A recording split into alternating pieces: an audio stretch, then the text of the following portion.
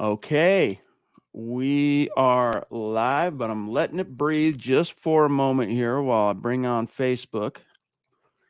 Got to lock in these Instagram peeps. They don't want to be left out. And we are good. Welcome in, everybody. It is the Mile High Huddle podcast. I'm your host, Chad Jensen. Zack Kelberman, my fellow football priest and co-host, is traveling this week. He's at a hotel. Plan was for him to be on the show. The hotel Wi-Fi, not exactly playing ball, but that's how much you know we love you. That's how much you know Zack loves you.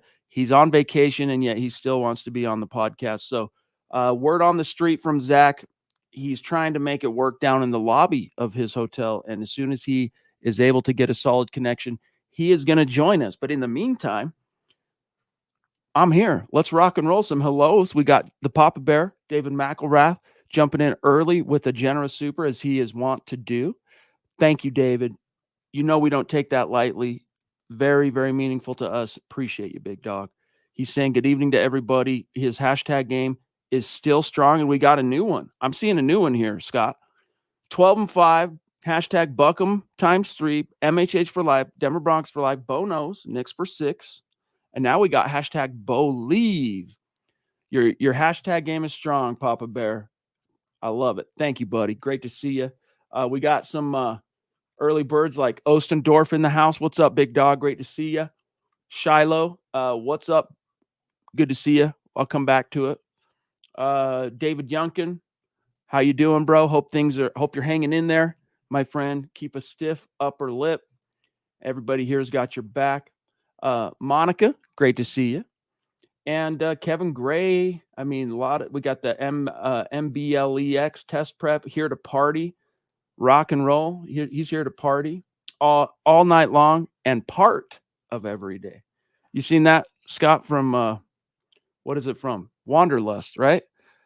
He's singing the the Kiss song. I want to rock and roll all night and party every day. That's the actual lyric, but he's like, yeah, I like to rock. No, it's grown-ups. I like to rock and roll all night and part of every day. He likes to be a part-time rocker. That's the joke. Love it, dude. Okay. Facebook, what's up? Good to see you. Instagram. So as far as our topics tonight, everybody, you were a Kiss kid? Really? We got to talk about that, dude. And yeah, role models, one of my faves, dude. So many one-liners. I could spit to you right now like 10 lines off of that, just off the top of my head. Hey, while you're here with us, gang, don't forget to hit the like button. I'm going to remind you that nice and early. It helps us out bigly. The Duchess off the top rope. Man, this is how blessed we are to have great people in our lives and community like Michaela Parker.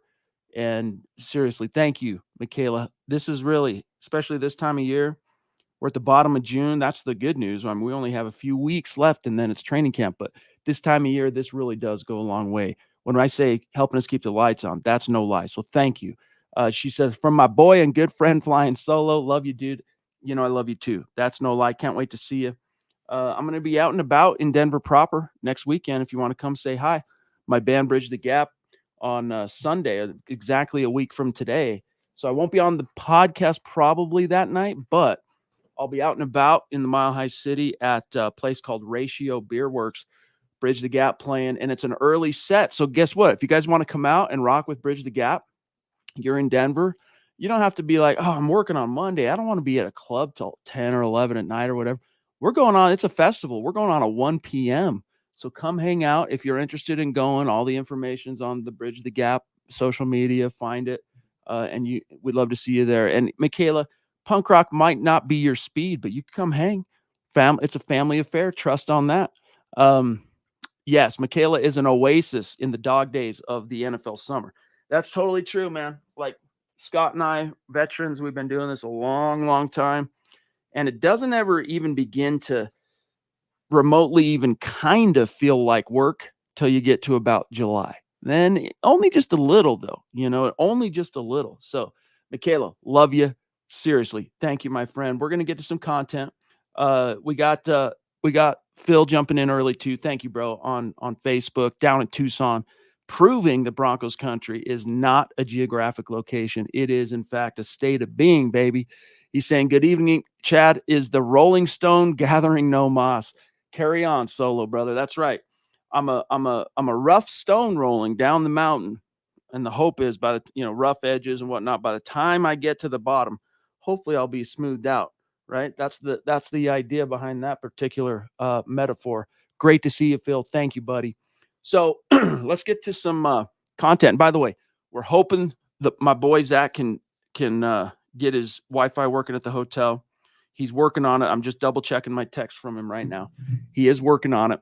But in the meantime, let's talk about a few things because first things first, the odds makers, in case you missed it, they're not sold on Jarrett Stidham being this team's QB1. In fact, this is interesting. I'll go ahead and read this, and I'm going to click into the story here at the risk of the video. Even after, Scott, I hit pause, playing and actually playing sound, even though it's got the mute on it. It drives me nuts. We got to get that figured out at some point. But anyway, DraftKings, all right? This is what they said, and this is sourced originally though from Pro Football Talks. Michael David Smith said, "Quote: In the three-way quarterback competition in Denver, Bo Nix is the minus 400 favorite. The new arrival Zach Wilson is a plus 450 underdog, while Jarrett Stidham, who started the final two games of the last season for the Broncos, is the long shot at plus 650 odds."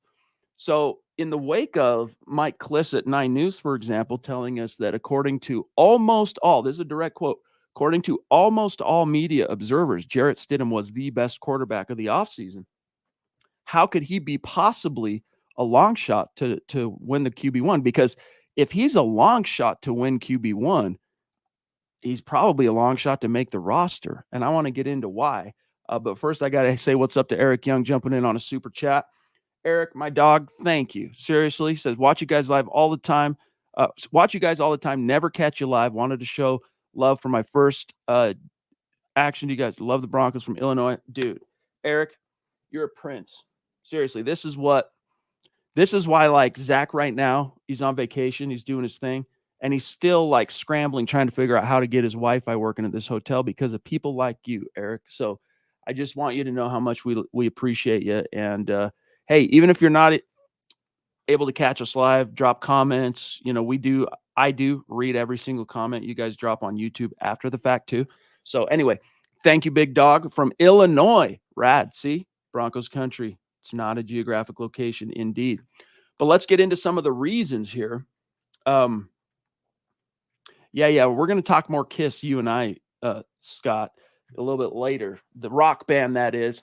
But let's get into some of the reasons why Jarrett Stidham might be a long shot. And really, if you analyze it, it comes down to two things. One, we learned that for whatever reason, I can't exactly explain it to you with perfect insight and confidence because I'm not a fly on the wall at Broncos HQ. But Sean Payton low-key coveted him some Zach Wilson. They worked on that deal throughout the offseason. And to he and George Payton's credit, they basically got him from the Jets for a song. He's only counting Zach Wilson for $1 million on the cap this year. Okay. He also happens to have, even though he's been in the league a little less time than Jarrett Stidham, he's got 29 more career starts. Meanwhile, Jarrett Stidham is on the books this year for $7 million on the cap. If the Broncos were to release Jarrett Stidham, it would come with $1 million dead cap charge. Bummer.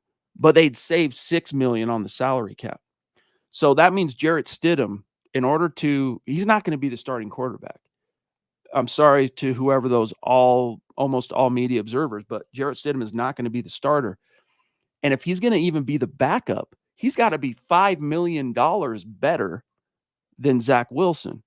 So I think that's really the big thing here. And then look, Jarrett Stidham, I give him props. And in a sense, he is a handpicked. All three quarterbacks now that are in Denver are handpicked by Sean Payton in one form or another.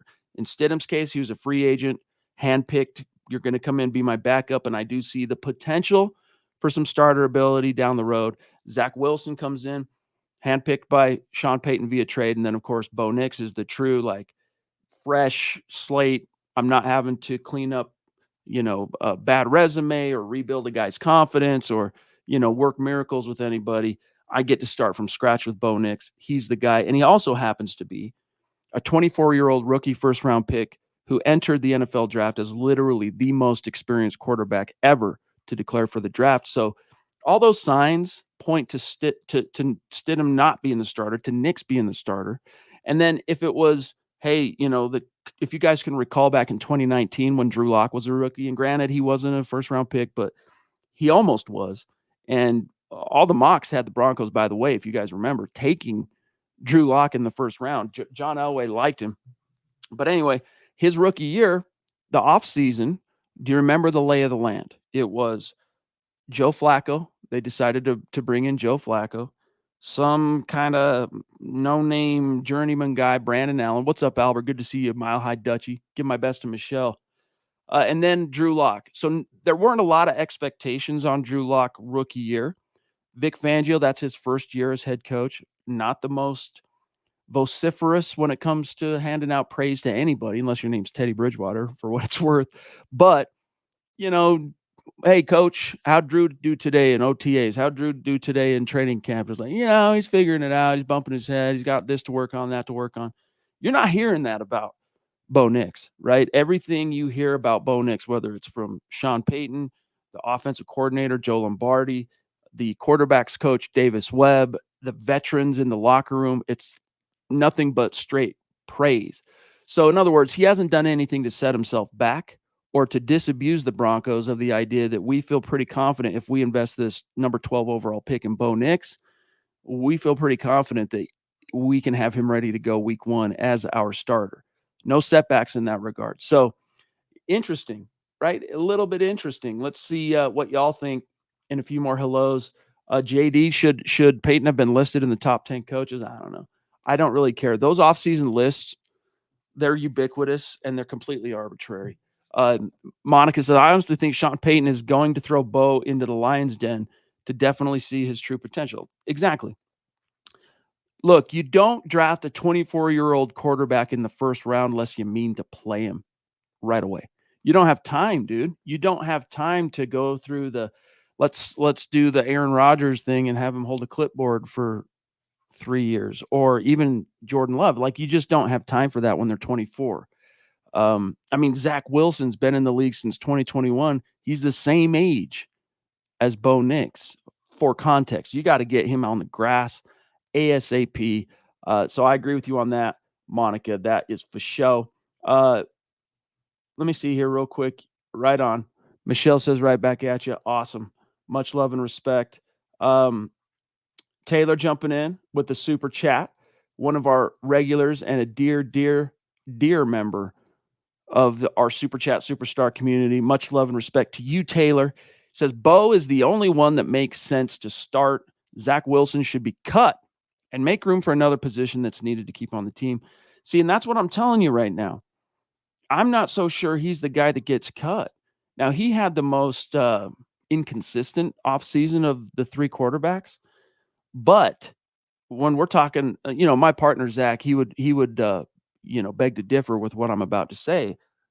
However, if we're trying to balance when it comes to who's going to be the backup to this rookie, 24-year-old rookie, if we're trying to balance that of experience and something you could count on as a fail-safe and balance that with upside potential, it's no question in my mind, Zach Wilson rises easily above Jarrett Stidham, not only from the experience and the sample size side of things. Like, there's a lot more bites at the apple that Sean Payton and his coaching staff can go and look at relative to Zach Wilson and go, okay, we can kind of hang our hat on what we can maybe expect if we name him the QB2.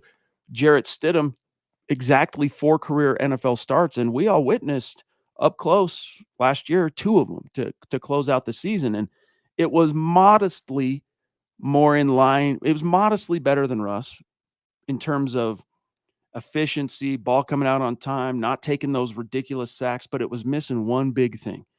one huge thing that he could not in any way, shape, or form even come close to duplicating relative to Russ. And Russ himself had a hard time providing this consistently. And that is even a modicum of dynamic playmaking ability, like anything resembling dynamism of any sort. That was sorely lacking.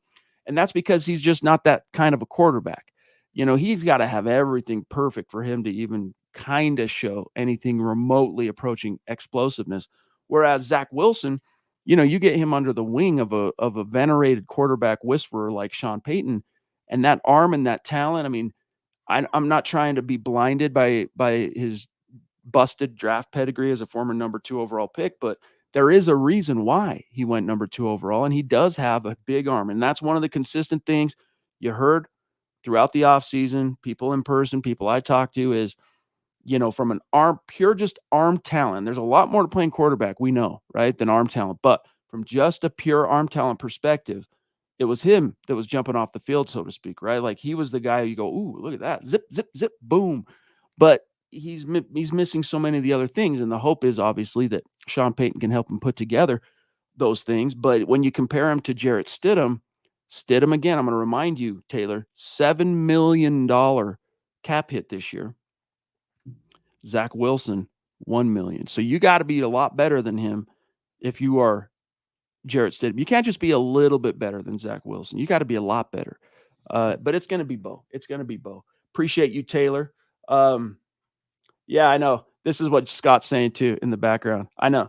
But I'm speaking in generalities. Scott says, drafted a 24-year-old rookie to sit for a few years. Who'd be silly enough to do that after signing a 36-year-old free agent for $100 million, cool $100 million? Exactly. But see, there's a reason why everybody's pulling their hair out relative to that decision, the sequence of decisions the Falcons made at quarterback this offseason. It's typically, that's obviously not exactly conventional. And so in the case of the Broncos, yeah, he's a 24-year-old rookie. Clock's ticking, yo. Get him on the field. You got to, sooner than later. And again, if we had cause up to this point to doubt or question whether Bo Nix could be ready for such a opportunity, that'd be one thing. But what have we heard? The overarching predominant message from Payton and his coaching staff relative to their first-round quarterback is as advertised. So that's the way this ticker is pointing relative to the Broncos quarterback situation. No update from Zach here. Sounds like I interpret that to mean that he's still having a heck of a time trying to get his internet working, but he's trying. That I know. Phil says, for shifting gears a little bit, he says, do you think we pay Garrett Bowles before the season starts, after the season starts, or at the end of the season? Here's my prediction, and it does come with a caveat because I am not ready to just predict the Broncos extend him. But here's my prediction with the caveat. If Bowles shows enough for the Broncos to follow through on an extension, I think it happens mid-season. Otherwise, they'll wait to see like the full body of work in a contract year and make that call after the season. But if you put me in a corner, Phil, and gun to my head, I'm going to say mid-season extension and not as pricey as you might think. Like Bowles is, he spent some time as a youth in California, but he's a Utah native. Basically, his whole life has been in the Rockies. If the Broncos give him an offer, this is assuming he plays well enough early in the season for the Broncos to feel comfortable. But the Broncos give him an offer that's even middle of the pack for starting left tackles in the league, he'll take that to stick around in Denver, especially as a former first-round pick, and the what comes with that. But it'll be interesting to see. Eric Young, again, bro, really, really appreciate you. He says, if getting rid of Stidham could use that money to bring back Justin Simmons, then let's do it. That I wouldn't trust Zach Wilson to come in if Nix went down. Well, yeah, in a vacuum, I'm with you on that, Eric. I really am, in a vacuum. But it's not a vacuum. It's in a Sean Payton universe. Because, we can go through it a little bit, but I'll just do little cliff notes here. I'll remind everybody that everywhere he's gone as an offensive coach, even predating him being a head coach, he elevates. He is the rising tide. He's the tide that raises all ships for the quarterbacks. You can start all the way back in New York with Kerry Collins. Do you remember when he outkicked his coverage, leading the Giants to a Super Bowl berth where they got brutalized by Ray Lewis and the Ravens? After that, he goes to Dallas, starting out as a quarterbacks coach. Sean Payton gets a 10, was it 11 win season out of Quincy Carter? Are you kidding me? He also develops this little known guy at the time, maybe you've heard of him by now, Tony Romo. Then he goes, takes the head coaching job in New Orleans. Drew Brees resurrected off the garbage heap. Literally, the NFL, read the Drew Brees biography. NFL was, they're selling. They're out on Drew Brees. And even the Dolphins, who showed some interest, they kicked the tires, ultimately said, now we're out. We're going with this Culpepper guy, Dante Culpepper, if you guys can recall. Changed the game for Drew Brees. And then late in his career, as he started missing time, we got the Trevor Simeons, the Teddys, the Jameis Winstons. So my point on that, it's a little bit of a long-winded way of saying, Eric, that if Nix did get nicked up, if he went down and you had to turn to a Sean Payton coached Zach Wilson, I would have some confidence in that. Like Sean Payton still has the benefit of my doubt on that, for what it's worth. So thank you for the super, big dog. The Lady D, once again, it's the ladies of MHH showing out and leading the way, and we appreciate you. Deanna, much love and respect. Hope you're doing well up there. And seriously, this time of year, especially as I was telling Michaela and everybody else earlier, these kind of super chats, super chat specifically, bottom line, could be 99 cents, could be a very generous $50 super chat like this. Every one of them really does help us keep the lights on this time of year. So thank you very much. She says, I am all for Bo Nix starting. Thanks for going solo, Chad. I think Wilson stays and is the quarterback too. I'm ready for football. MHH for life. Yeah, bridge the gap. That's right. Again, reminder, guys, bridge the gap in Denver a week from today. Day show too. You don't got to be out late. You don't have to get a babysitter for the kids. You can bring the kids. We keep it clean. Might be punk rock, but BTG, we keep it clean. Deanna, love you so much. Phil, considering Wilson's age, cost, and possible upside, it makes more sense to keep him and let Stidham go. That's what I'm saying. But it does, and this ties into Deanna's point too, it is contingent on how things unfold in training camp, because the Broncos' first focus with Zach Wilson has been repairing the confidence.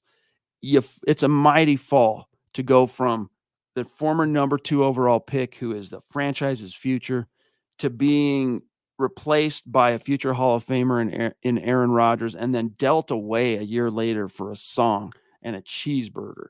Like, that hurts a dude's confidence. I don't care from, who you are. That's going to hurt. And quarterbacks in particular can be quite sensitive. There's a reason why once a quarterback flames out, a highly drafted quarterback flames out of his original locale, it's a rare exception that they go on to thrive anywhere else. It happens, but it's a rare exception. And so in the case of Zach Wilson, he's got to show it this summer. We got to see. Based on what we saw in OTAs, he's still learning the scheme, and that's kind of where he's at right now. He's still kind of swimming in the scheme. But by the time you get to training camp, he'll have had obviously those 6 weeks in between to continue assimilating things. And if it's not clear, then he will be the one on the outside looking in. But that's the thing. Unfortunately, it actually still, the onus is on Jarrett Stidham because he's making $6 million more this year than Wilson, and the Broncos could save $6 million on the cap by releasing him, because we're already past June 1st. Lawrence, what's up? Right back at you, big dog. Thank you for being with us tonight and the support on Facebook, my dog. He says, who's the next position we won't pay and pass on like Bowles? In my opinion, that's where we are as a franchise, but we can't even replace him. What's the next position we won't pay and we pass on?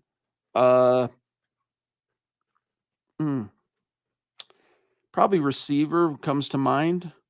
I don't think you could say cornerback, because Patrick Surtain is going to get paid by the Broncos. That will happen.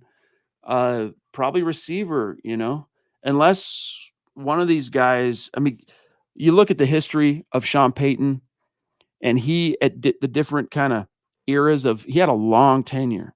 in New Orleans. I mean, think about Mike Shanahan, how long he was in Denver. Sean Payton, let's see, Shanahan was at 95, I want to say he came. So he's, I think 14 seasons. I don't know. I'm not mathing too well today, but Sean Payton 50. So there's different eras. I mean, even in Shanahan, you had the Elway era, then you had the Greasy era, then you had the Plummer era, then you had the Cutler era.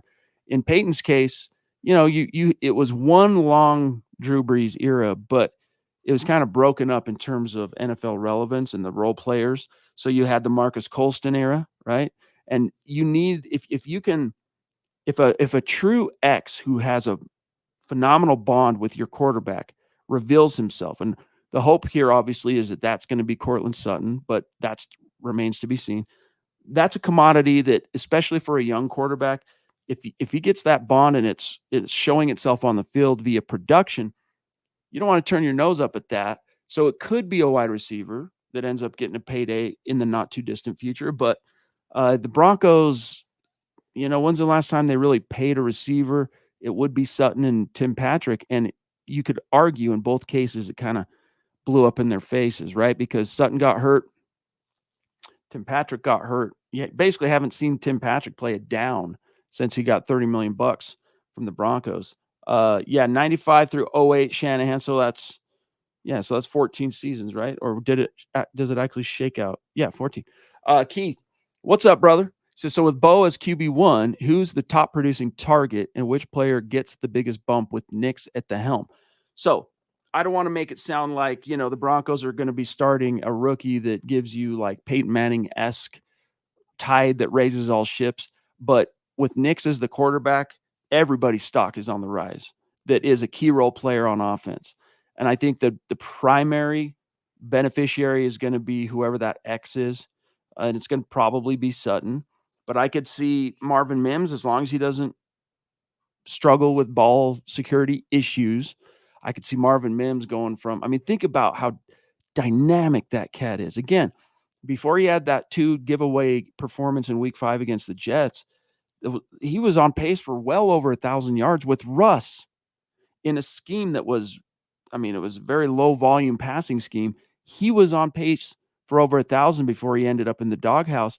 And then you look at what he did as a returner, earning Pro Bowl and All-Pro nods. Guys, you could, what was it, 30-something total bites at the apple as a punt and kick returner. And look at what he did with that. Now imagine if you give him consistent targets from a quarterback who gets the ball out on time, understands the scheme, is an extension of the coach on the field. Yeah, Bo Nix still going to be learning, getting accustomed to and acclimating to NFL speed and all that stuff. But ball will come out on time, and more often than not, I expect it to go where it's supposed to go. All those guys are going to benefit from that. What's up, Smouse in the house? We got the unique prepper extraordinaire, Zachary Smouse. Great to see you. Appreciate the props, big dog. George Fox on Facebook. What's up? He says, when training camp starts, we all know, I hate to say it, but someone will get hurt. So I'm hoping all our backup players are up to the task. Broncos for life, MHH for life, go Broncos. Well, yeah, it's the nature of football. It is the epitome, at least in terms of American sports, it's the epitome of contact sport. And all you can do is do your best to mitigate it. And I think Sean Payton, the probabilities of guys getting hurt. And I think Sean Payton did that last year with the moves he made out of the gates coming in. The Broncos went from having the most dollars on salary cap to the most salary cap dollars on injured reserve to top 5 less. Fewest games missed for starters on IR last year. He proved it out of the gates that he knows what he's doing. Because a good leader, Sean Payton himself, guys, is not some expert in sports science. He probably knows a hell of a lot more about it than any of us in this room right now. But a true leader and a visionary leader who knows how to lead, what they do is the things that they are not expert in, they go out and they find the best damn dude to fill that blind spot. And Sean Payton did that in spades last year in bringing in Bo Lowry on the VP side to be kind of the top down 10,000 foot guy laying out kind of the program. And then Dan Dalrymple, strength and conditioning, come in to execute the plan. And that had a very, very big effect on the Broncos. So there will be injuries. That you can't erase injuries from the football lexicon. It doesn't matter. You're gonna have injuries. The hope is that it's minimal and that it's not these soft tissue lower leg. Every time somebody does get nicked, they're done for the season. I mean, that's how it felt. Not just how it felt. I mean, golly, the tail end of the previous strength regime's tenure was exactly that. Like, if you heard someone got hurt in practice or a guy goes down on the field, I mean, the immediate report thereafter was done for the season. Like, we all just got used to that. There's a reason why the Broncos have failed to make the playoffs. There are multiple reasons why, but in each of the last 8 seasons, and especially these last 4, man, prior to Payton, the injury bug was a big reason why. They were already outmatched in a lot of ways, personnel wise, but then to have so many key players just on the reg going down. Yeah, Scott, always hire people smarter than you. That's the advertising legend, David Ogilvy. And it's absolutely true. I subscribe to it 100%. Mike Edel, what's up, big dog? Good to see you tonight, my friend. Hope you're doing well. Thank you for the super chat tonight, big dog. He says, hey, Chad, just some appreciation for the solo show. Go Broncos, go MHH. Can't wait for the season to start. Love this Broncos family, and as do I. Love you, Mike. Love each and every one of you, whether you're throwing down supers, listening without commenting, on demand after the show's over, or commenting right now. Each and every one of you, numbered in my heart. Love you. Seriously. Thank you. And yes, can't wait for the season. It's going to be here before you know it. I mean, June's already basically in the books, right? We're on the last day of the month. So really excited for that. I'm just double checking real fast. I don't think our boy's going to be able to make it, obviously, now that we're about 32 minutes into tonight's stream. So we'll see how the rest of his week while he's on vacation shakes up. But Nick Hale, what's up, dude? Says, what's up, Chad? Sean Payton has used the tight end position in his coaching career since Julius Thomas. We haven't seen much production at that position. Who's going to step up and get that production this year? Much love. Well, Nick, thank you, buddy, by the way, for being with us. It's great to see you. Hopefully I'll see you in person when Bridge the Gap is in Utah next in July, end of July. Little weekend run in Orem, July 27th. But Greg Dulcich is the plan. However, this time around, Sean Payton is not going in blind.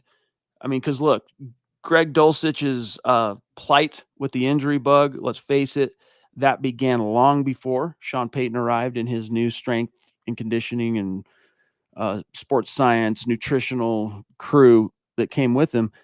Those hamstrings, dude, are just like really temperamental on Dulcich. But the Broncos are, wait a minute. We might have a Zack Kelberman appearance. I'm seeing him pop in the green room. Let's make sure his Wi-Fi holds.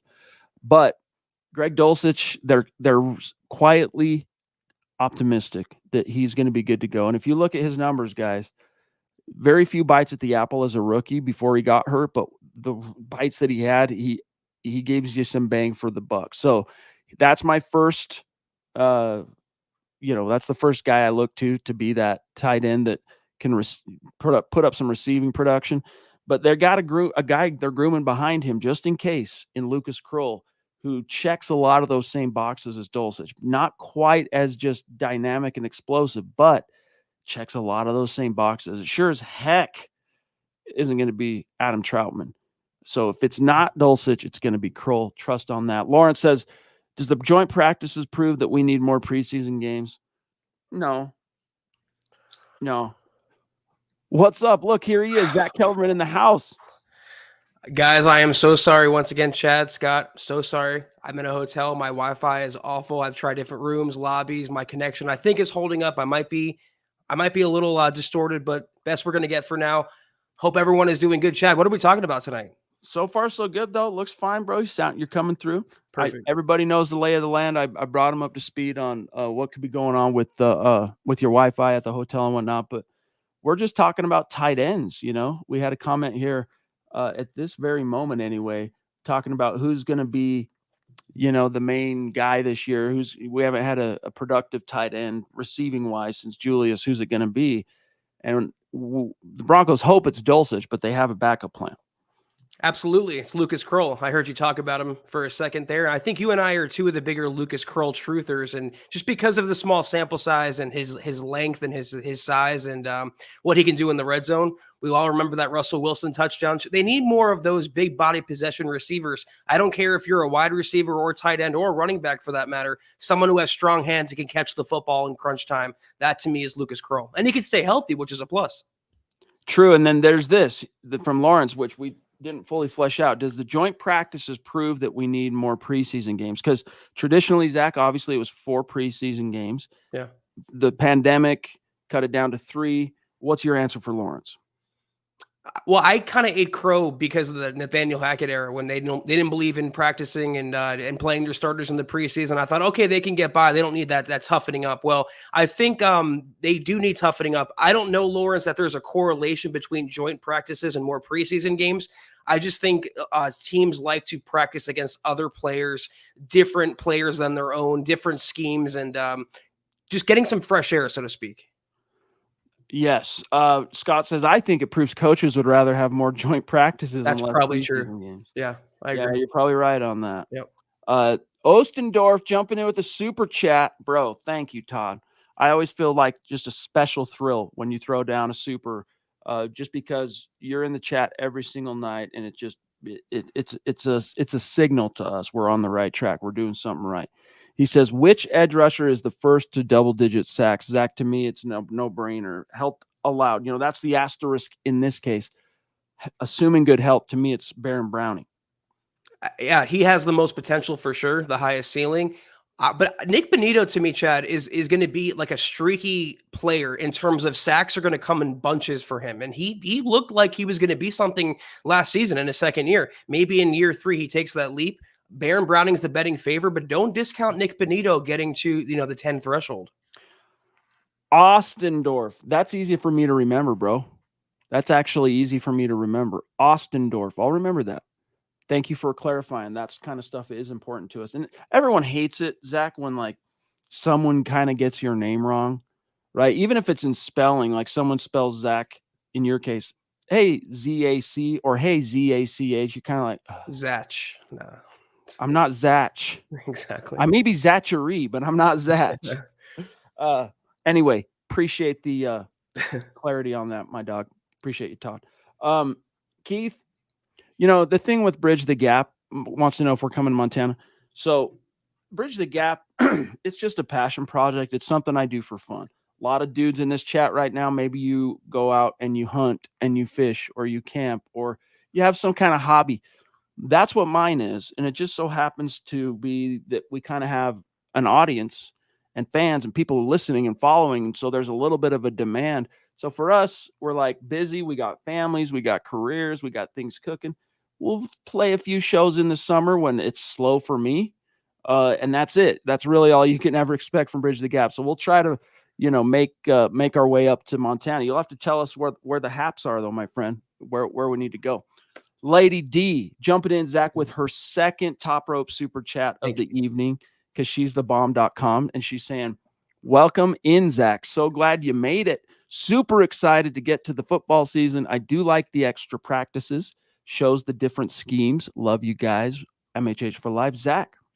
Yeah, I was scrolling through some of the supers that we got before I hopped on. Michaela, thank you so much. Everyone else, thank you. Deanna, thank you as always. I know I look a little disheveled. I don't have a hat on. I threw a hoodie on really quickly, but I did not want to miss the show. I try to get on as quickly as I can, and I do that because of your support, Deanna. Thank you so much, and I am excited too. Football season's right around the corner. Sorry, the mute button wasn't working, and I'm just laughing at something a joke he made in the green room here. But the extra practices, Zach, I mean, right now you got a young quarterback. You need those reps. But the biggest utility is by the time you get to those joint practices, the Broncos are tired of going against each other. And you start, not totally, but you start to approach, Zach, the principle of diminishing returns. And yeah, I mean, going against you start to be able to just anticipate everything your opponent's going to do, the offensive play, the defensive play. You need outside competition to Yeah. keep you sharp. And not only that, but like expose you to things that are going to actually apply when the season comes around. You're not going to have everything telegraphed to you over the course of 5 months of preparation, opponent wise, each and every game. So, like, it's a good facsimile of what an in week kind of preparation is. And I think Scott's right, though, Zach. Coaches, you put a gun to their head, they're probably like, hey, give us one preseason game so we can get all our, system stuff, our calls in and all that stuff, all those wiggles out, everything kind of ironed out. Give us one preseason game and like 3 weeks of joint practices with prearranged opponents. I was going to say the same. Scott made probably the best point. If you ask a coach, they probably take the joint practice over the whole game because you can glean what you need out of a joint practice and not have to go through the rigmarole of a game and risk injury and things like that. They're more structured. I think coaches would prefer that, but the NFL doesn't, Chad, because it doesn't make enough money. True. Okay. So, Zach, before we dip out of here, as always, it breaks my heart to start kind of winding it down when you're just barely able to join us at this point. Of course, I'm always going to be bummed in such a scenario, but being that you're having the internet struggles, etc., what are your thoughts on Bo Nix not only being favored by the odds makers to be the quarterback one, but really the big thing being that, quote, according to DraftKings, new arrival Zach Wilson is a plus 450 underdog, while Jarrett Stidham is the long shot, Zach, at plus 650. What are your takeaways from that? Well, yeah, I agree with you, about Bo Nix. He's going to be the week 1 starter, barring injury, knock wood as always. And the thing with Zach Wilson, he's the shiny new toy. And last year, Jarrett Stidham was the shiny new toy that Sean Payton handpicked. He also had Russell Wilson, but you trade for Zach Wilson, you take another team's trash and try to turn it into your own treasure. I think you're going to get favored because he has that name cachet. Jarrett Stidham does not have the same name cachet, good or bad, as a Zach Wilson. But in the end, I do think it will be Bo Nix and Stidham 1 and 2 on the depth chart. Indeed. It was kind of interesting, too. I haven't really talked about this yet, but our boy Kenneth Booker, who is a great story within our community, like a few guys on staff, they started out in the superstar community, active commenters in our live streams that turn into very active super chatters. And then it's like, wow, these people know what they're talking about. Let's bring them on staff. Kenneth Booker, one of those guys. He brought him on as a staff writer a couple years back. He had to take some time away, but now he's back again, full-time, rocking and rolling.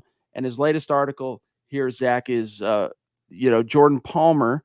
Yes, Carson's younger brother, who was the kind of the career backup in the league, but he's kind of a draft quarterback coach guru guy, in that he works with a lot of these prospects to help them get their kind of NFL game sharp, from everything from PR to technique to the whole 9 yards. But he has kind of a long history with Bo Nix. The article is well worth a read to kind of catch up on that. And then, of course, he broke down a video recently, Zach, of Bo Nix on film, why he thinks he's going to translate well to Sean Payton and why the Broncos are so thrilled about him. And there were a couple things that he talked about, one of which I wanted to get your take on, the way he kind of closed it at the end as he's sharing some of his final thoughts. But he said, quote, "I think quietly the Denver Broncos have just built one of the best young quarterback rooms in the league, paired with one of the best offensive minds we've seen since I've been paying attention," close quote. And that, Zach, was on the heels of him saying, all the same doubts and skeptics and blowback that I got last year on CJ Stroud. Watch, this is going to be the same thing that happens with Bo Nix. But you know what's nice about that? It's a positive review coming out about a Broncos player, especially a quarterback. It's not the negative that we've been dissecting fully the last couple of weeks. I take what he says to heart, Chad. I mean, I don't, just like with the bad, I'm taking the good. He's not gospel. He's not the end all be all, but it is nice to hear something refreshing and something positive come out of Broncos country. Man, I don't know what it is. We have these key commands that will I use them. I don't know if you use them, Scott, when you're on. Zach, I don't think you do, but there's key commands where you can mute and unmute your mic. So you're not doing this, touching your mic all the time if you want to mute. And tonight, for whatever reason, they're being a little sticky, and it's kind of weird. So apologies for the delay on that. But okay, 45 minutes. We got to get out of here. I'm just taking one last look here. Jody wants to know when's the joint practice against Green Bay? Well, let me remind myself of when that game is. Is it the second preseason game, Zach? I think it's August 15th or something like that. August 16th.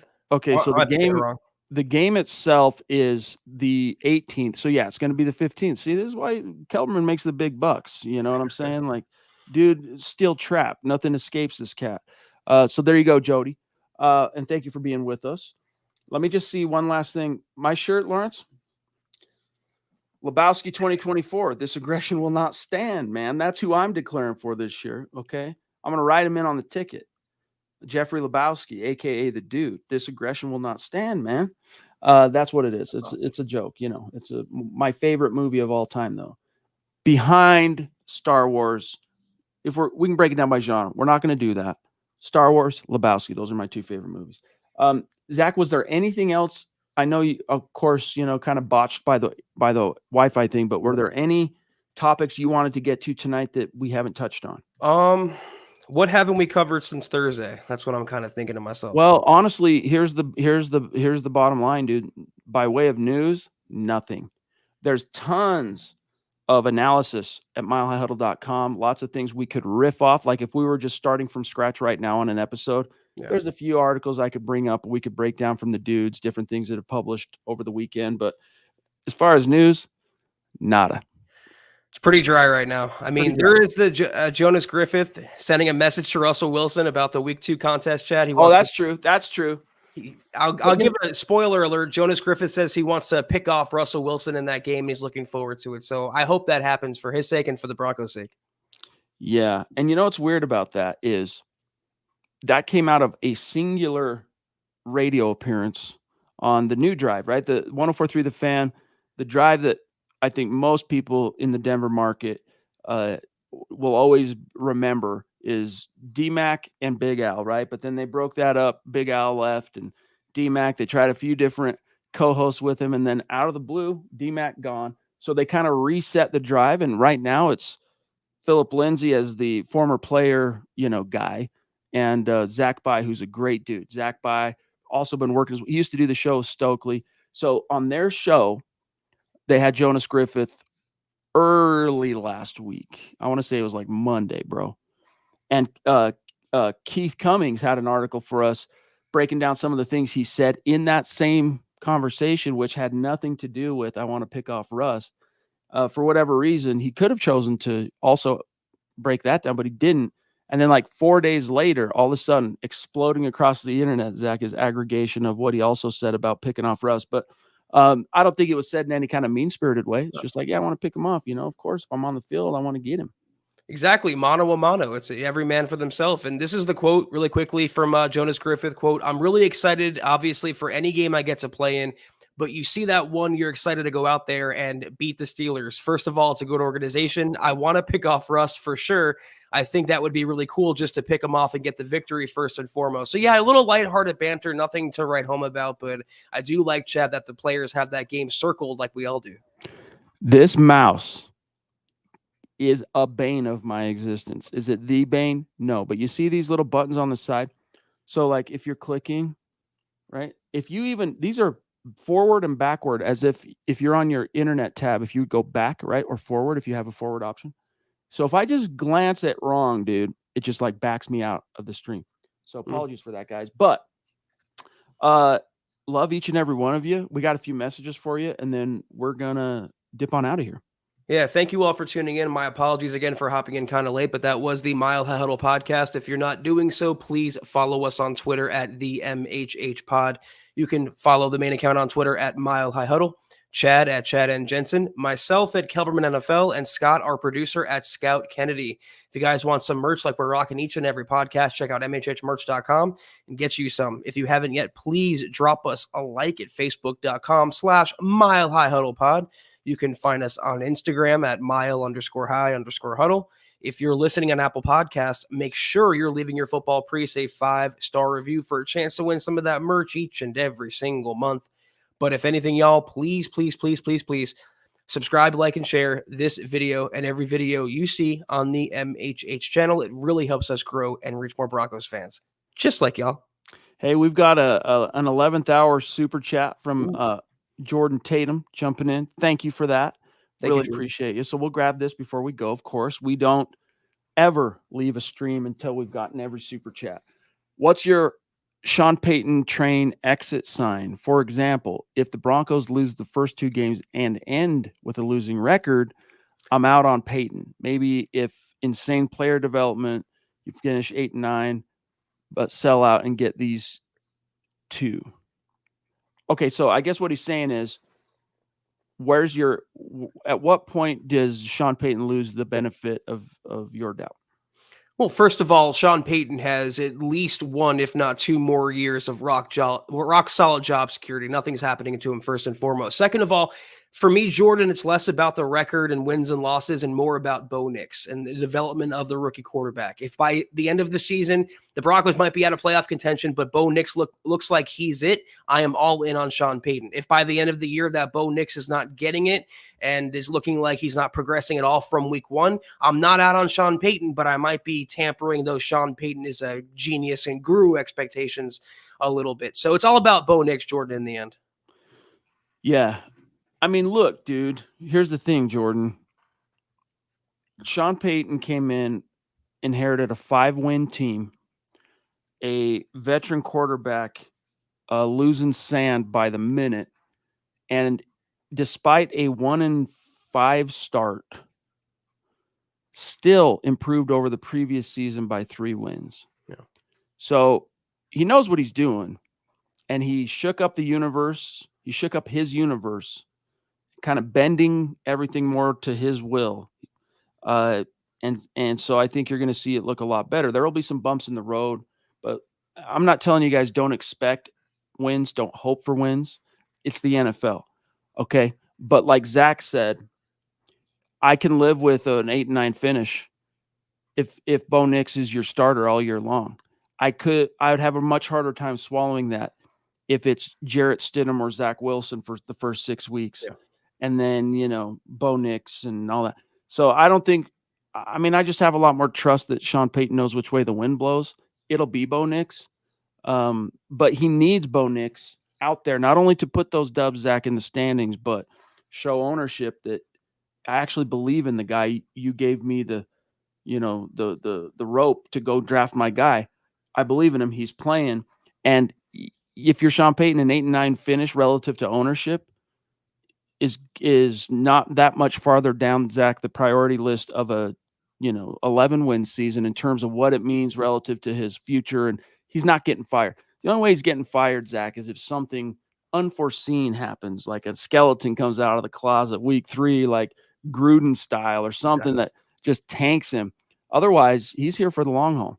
Or if he's out there, kicking kickers like Urban Meyer. But even with Bo Nix, Chad, I want to add on to my point and your point too. It might take longer than a year for Bo Nix to reach his potential. Just because Stroud did it in Houston in 1 season doesn't mean that Bo Nix will. So we all have to exercise a little bit of patience with Sean Payton and Bo Nix too, and realize it might not all come out in 24, but it's about 2025 and beyond. Thank you, Phil. Much love and respect to the great Super Chat superstars and supporters tonight, helping us keep the lights on, like Phil McLaughlin, like the Papa Bear, David McElrath, like the great, the one, the only, Michaela Parker, the Duchess, Eric Young, a first-time Super Chatter who dropped 2 this evening. Much love and respect. Longtime listener, first-time Super Chatter. Like Taylor Christensen, an OG, like the Lady D, Deanna Hendry, like Lawrence on Facebook, Lawrence Rivera, like Keith with his bearded wisdom. Love it, dude. George Fox, Mike Edel, Todd Ostendorf, and Jordan, our 11th hour guy. Thank you, Jordan Tatum. Much love and respect, you guys. Can't wait to talk to you tomorrow night. Have a great weekend, y'all. We'll see you then. Take care, and as always, go Broncos.